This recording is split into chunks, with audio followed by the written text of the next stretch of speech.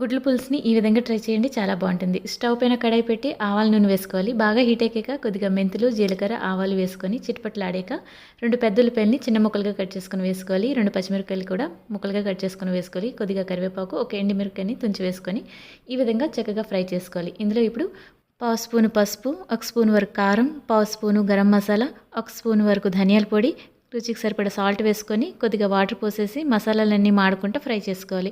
ఇందులో ఇప్పుడు అల్లం వెల్లుల్లి పేస్ట్ 1 టీ స్పూన్ వరకు వేసుకొని అది కూడా బాగా ఫ్రై చేసుకున్నాక 4 గుడ్లని ఘాట్లు పెట్టుకొని వేసుకొని 2 నిమిషాలు ఫ్రై చేసుకొని పలుచగా తీసిన 2 కప్పుల వరకు చింతపండు రసాన్ని ఇందులో యాడ్ చేసుకోవాలి. పులుపు బ్యాలెన్స్ చేయడానికి కొద్దిగా బెల్లం యాడ్ చేసుకొని మూత పెట్టి 5 నిమిషాల పాటు మీడియం ఫ్లేమ్లో మరగనివ్వాలి. ఆ తర్వాత మూత తీసేసి కొద్దిగా కొత్తిమీర చల్లేసి ఉప్పు, కారం, పులుపు అన్నీ కూడా టేస్ట్ చూసేసి అడ్జస్ట్ చేసుకోవాలి. నేను వేసే ఇంగ్రీడియంట్స్ అన్నీ కూడా కరెక్ట్‌గా సరిపోయాయండి. వేడి వేడి అన్నంలోకి చారు గాని, పప్పు గాని అవసరం లేకుంటే ఈ గుడ్ల పులుసుతోటి అన్నమంతా